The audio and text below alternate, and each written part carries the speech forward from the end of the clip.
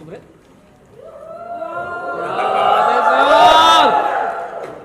you so very much. Thank you for the kind words. Ladies and gentlemen, first of all, thank you so much for coming on a Sunday. I know it's a tough call to work on a Sunday, but I'm very grateful that you managed it today. I'm very excited and proud to be part of Parent Geenee. My dear friend Sashi here, his commitment to the work with his entire team is exemplary, and it's not often that I come across such committed people, and to be part of their organization is a matter of great pride and honor for me. But today I'm here with a slightly more interesting and serious message. I will talk about the impact of social media and phone time and screen time, physically and mentally, on teenagers as well as all of us. I will also talk about how Parent Geenee helps us solve these issues to a certain extent and what we can expect from this endeavor. You know, when I was in the NCC, I remember a speech that was given very distinctly by one of the colonels. He was talking to all the soldiers as well as the NCC cadets, and he was talking about the dream of a bullet. When a bullet is made, what does the bullet dream of when it leaves the nozzle of a gun from which it's fired at? Who is the enemy? Who is going to be the target? What is it capable of doing and stopping so that peace and love prevails in the world? Whose heart does it want to pierce? By eliminating the person, what does it want to achieve? It was such a powerful speech that all of us cadets, when we walked out of that room, we were like putting up our sleeves, and if you had seen an enemy soldier there, we would have torn him apart with our own hands, bare hands. That's how motivating the speech was. But about 2 hours later, it lost its effect. And then 3 hours later, we were joking about it. You know what happens? The military around the world, the defense, the police, the CPRF, the CRPF, my apologies, they spend crores and crores of rupees training these soldiers and people who want to protect our country and thereby lay their lives down to protect it. And we call them martyrs. But we have to go through such amount of exercise to be able to convince them that what they're doing is for the sake of their country. And then you have motivated soldiers who are going out there and fighting like beasts, not caring about their lives. We have to make sure we convince them that their families will be taken care of, their children will be taken care of. A lot of effort is done in trying to convince them that putting their life online is going to be worth it. Let's now cut to something else called the blue whale. How many of you all are aware of what the blue whale is? Slightly the older generation, the younger generation, not as much. Let me tell you of a horrifying time in the lives of our parents. There was an app or a game called Blue Whale. It sought out teenagers without self-esteem. Everybody who was looking for an identity, anybody who was being victimized in school, or anybody who was being sidelined or did not have the kind of importance they thought they deserved. This Blue Whale used to start providing them with a challenge and then a prize for winning it. You know, yell at a dog, throw a stone at a dog, or whistle at somebody, wink at your gardener. Every time you managed to do it and upload that video, or managed to achieve that, it gave you an identity and a prize. And the next challenge got more challenging. The teenagers started finding an identity and an excitement and a craziness to keep following each challenge and go more and more daring. Cross a freeway when the traffic is on, cross a highway when the traffic is on, or knock a guy off with your car when he's on a bike. These kind of challenges. And subsequently, the final challenge was kill yourself in front of the camera. And teenagers around the world were jumping off buildings, keeping their camera on as a final challenge of Blue Whale. This stupid, sick, horrible app was able to achieve what all of us have been trying for years to do with soldiers, with just 3 weeks or 2 weeks of involvement and getting teenagers to kill themselves. There was some Russian guy who had come up with it. What was horrifying was how many teenagers were complying. And the parents didn't even know what a Blue Whale was. And it happened in India, it happened in Singapore, it happened in Malaysia, and all around the world. That's how powerful a lack of identity, the right identity for your teenager, makes them in terms of vulnerable. And that's how powerful these apps are, that can get so close and intimate with their lives to force them to give up their lives in front of camera.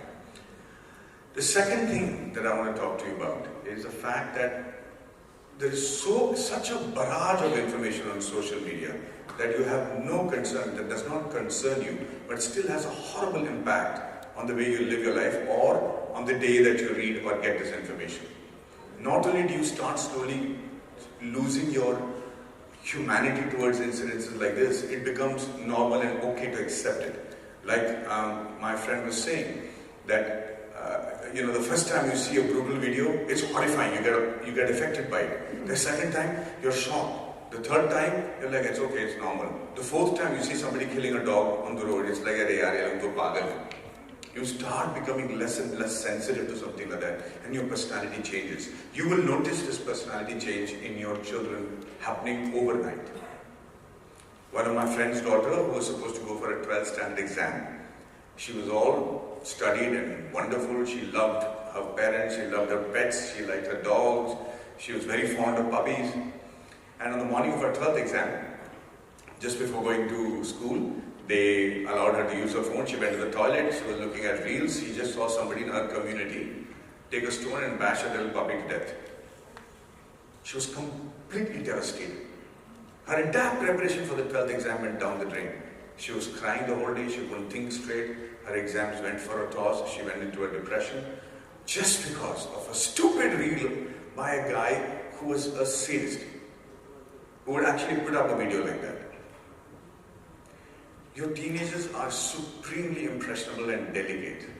And like my friend said very, very eloquently and correctly, when you ask your teenager to drive a car, you don't ask them to take the most powerful car and drive on the freeway.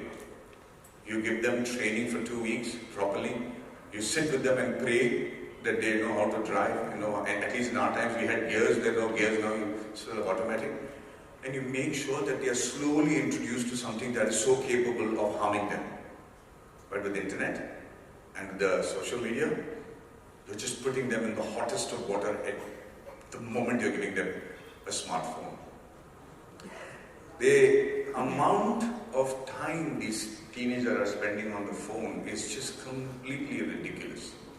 Their ability to communicate, their ability to talk, their ability to understand and read a room, their instincts to find out where danger is coming from, their ability to read people's faces, know what is good for them, what is not good for them, is now restricted only to the social media. Our parents used to keep saying, hey, make friends with good people, good guys. Don't be friends with a guy who's naughty or who's molesting girls. Make sure your company is correct. It's very important that your peers are the right type so that you don't become a nasty guy. But today, the best friend that your child has is the phone. You're not able to regulate the friendships on the phone.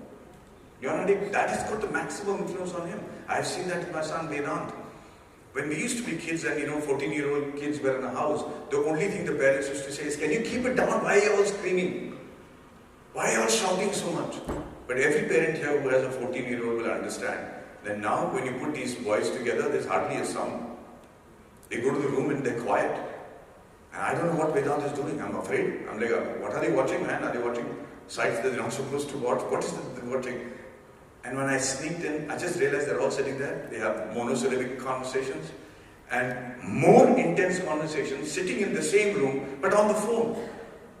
Somebody will see a joke and go, and then he'll forward it to another friend. You'll know which friend has got it because that friend is going, and they're like, I'm like, they're not even telling this joke to each other. That's how they're communicating.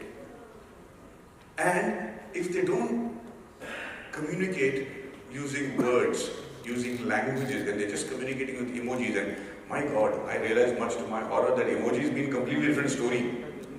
Netflix, come on, Netflix has a completely different story. Does anybody know what it means?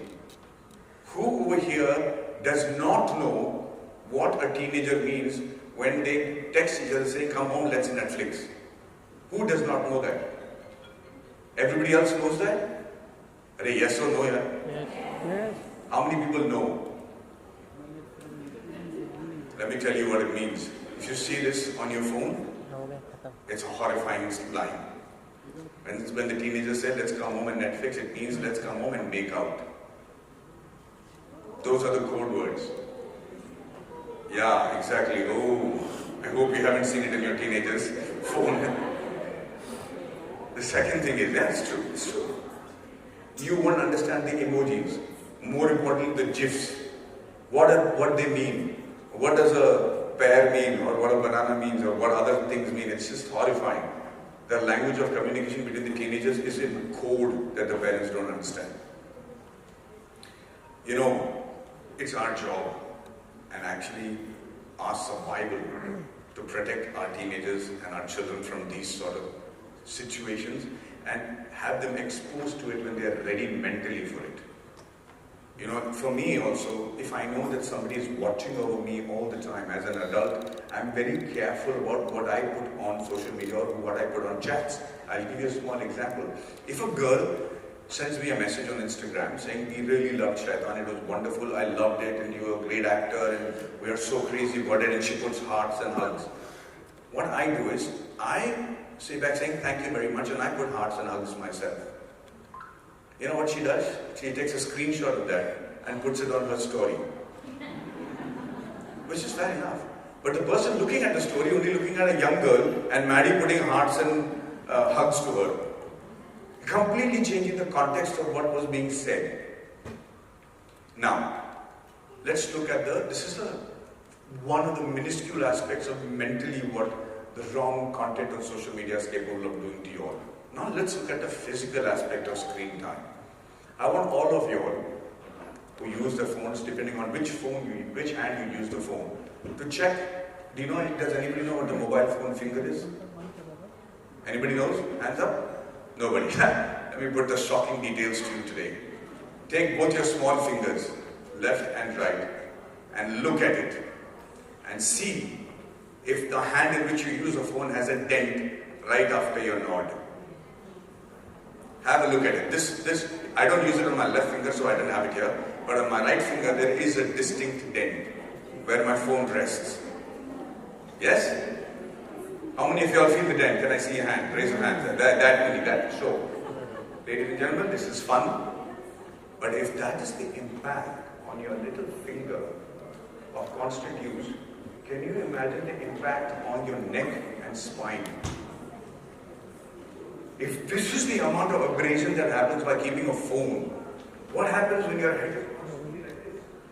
If your head is down like this throughout the time that you're using the phone, can you imagine the amount of impact it has on your spine and on your neck? We adults are still okay, we know how to correct it, what we know how it is. Kids don't know. I'm watching kids now walking around mostly like this. Their necks are bent. If you ask your teenager to stand against a wall with the shoulders back, with the calves touching the wall, see how many of them are capable of touching their heads to the wall without lifting their chin. If your kid is not able to... When I was a kid, 8 years old, 9 years old, and I'm sure anybody my age and around my generation would understand what I'm saying. In the evening after we came back playing with kids, fighting with our friends, beating each other up, then getting beaten up, then saying sorry, then making friends with the guy who has a cricket ball because he won't give it to you unless you're friends with him, swallowing your ego and then making friends with him again. And then, when the parents came to sort out fights, we kept saying, we'll sort it out ourselves. And then climbing up trees, falling down, running after kites, going into the drain and catching tadpoles, interacting with people so much that you know how to read their faces, tone of voices, everything. And then came home to eat food. We were so exhausted that we could barely stay awake when we were having our dinner. And after dinner, we didn't go to sleep, we fell asleep. Ladies and gentlemen, today, you are boring your children to go to sleep.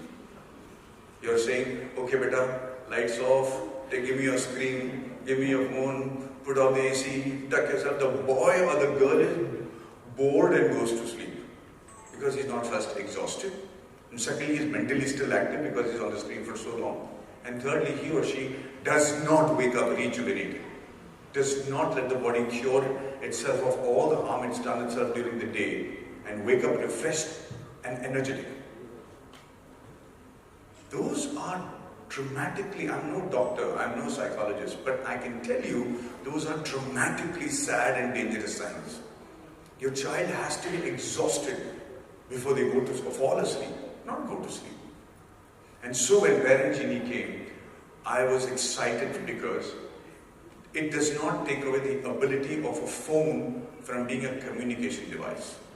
Schools are not allowing children to take their phones in because people are using the phones for the wrong reason. But the phone was meant to be a communication device. So Parent Geenee allows it to be a communication device essentially in all the essential places.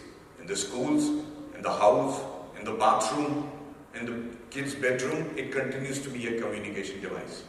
It does not continue to be a companion. So if there is a danger in the school, if there is floods, if there is some attack, God forbid, and like it happens in America, you're able to communicate with the child and advise them on what has to be done and who's out to go. So the phone is actually there for the child when they need to use it. I've just been given great information aside by Sashi that some of the states in the US are going to make this as a regulation that you cannot use phones unless the phones have, geotagged to be used as social media only in a few places. If it is, if it is banned from being used in terms of social media in certain places. And when these regulations are coming in force in the Western countries, hopefully it will also come in force in India too. But what Parent Geenee then does is it allows your child to use the social media when the child is around you. That is the first thing. So you can choose to activate social media in your living room and put it off in the dining room. When I say living room, I want to say drawing room in India, as we call it. Or it won't work when you're in the bathroom. Very important place, because I remember girls taking pictures of themselves in the bathroom because they wanted to show off a jewelry or a dress or an inner garment, not realizing that the phone is being monitored by the child's father on the other side. And the father is looking at all these pictures. It's not, they don't even understand how dangerous it is because they think they're communicating with their friends. Parent Geenee puts an end to all that. They cannot use it in any of these forbidden areas. So when they go into the room, by the time in their bedroom, it will only be a communication device. It will work as an alarm, but it will not allow you screen time on social media. If you take it to universities, I'm telling you, the professors are losing interest in teaching because, like doctors, for instance, have to wait patiently for the patient to finish off all that he's learned on social media and prescribe it to himself before the doctor can give his advice. We all know it's a joke. But now the doctors have learned to keep quiet. Haan, bol le bhaiya, bol le. Acha, tere ko ye bimari nahi hai.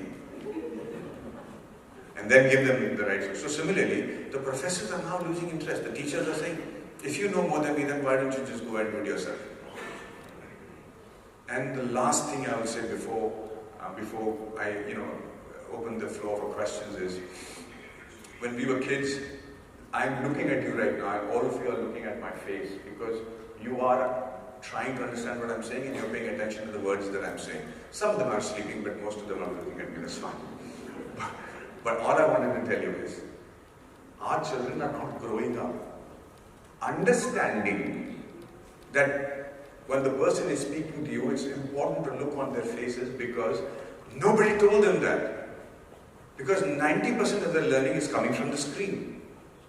So they have learned to multitask. They have learned that the only way to pay attention is to look down.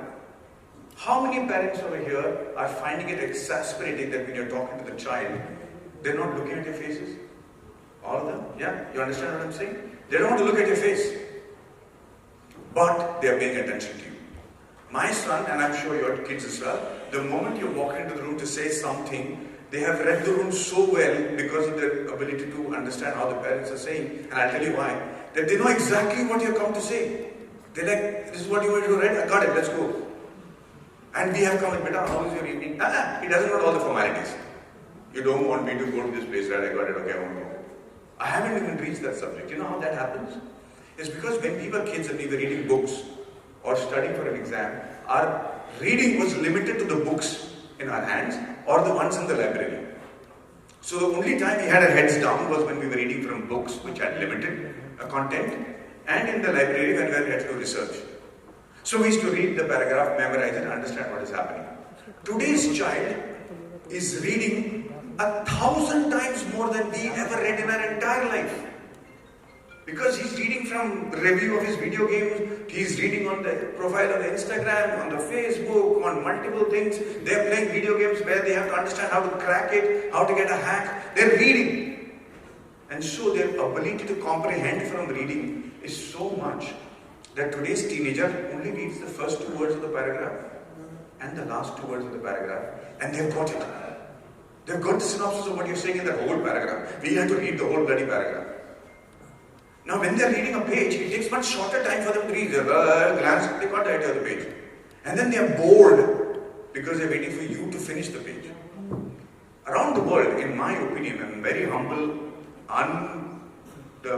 professional and not an expert advice, in my opinion, my reading, and I'm saying this again, it's only my opinion, they have redefined ADHD to include these kids who are so perceptive that they're able to understand everything before, and they're just bored and not looking at you. They have not lost attention.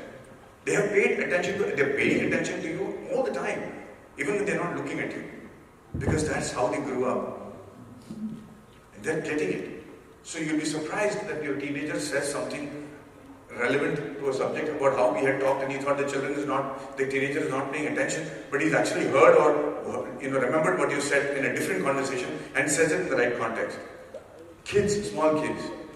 So this impact is something that we have to be very careful about, because they perceive very, very aptly nowadays. So the content that we're exposing to them has to be brutally scrutinized. And we have to make sure that they come back to the parents. We're not letting social media and screen parent them, like I said, and make sure that you inculcate, because there is only one best school in the world for your child, and that is the love and understanding and respect within the family. Your child will be exposed to all sorts of nationalities, all sorts of languages, and more importantly, all sorts of cultures which could be diametrically opposite to your beliefs. But if your child is within your family, and he knows that there's a place that he can trust, and he or she can trust and come back to, like I will tell you what I mean by that as the last line. When I knew that Vedant was going out to stay alone abroad and study, I just told him one thing. I said, listen son, you will make mistakes. You'll make terrible mistakes, like I have done too. And things will go wrong. Things will go not what you expect. I'm sure they will, like every teenager's life. But whatever you do, remember, whatever brutal mistake you make, I will always be on your side. Maybe I'll be upset with you, maybe I'll be angry with you, but I will always be on your side. I will never take the side of somebody else. So just have enough faith to come back and tell me the mistake you made. Know that I will understand. Know that I will have your back. And I will fight to rectify it as soon as possible. If you made a mistake, you'll pay the price. But you will not make multiple mistakes. You will not get into too much trouble trying to hide that from me and the rest of the world. So please be sure that I will always be on your side and not take the other person's side. Later on, my son said that was the most heartening thing to hear from a parent. And I feel so strong because he said that. That's how I think it's important for your children to also look at your relationship with a child and be able to talk to you about everything and anything, and have that communication channel open. That will only happen when you actually talk and communicate with a child, when the child is not looking into a screen. Thank you so very much. I'm very happy that you guys came. I hope we're able to make a bit of work. For Geenee, I'm going to let you handle the proceedings from now. Thank you.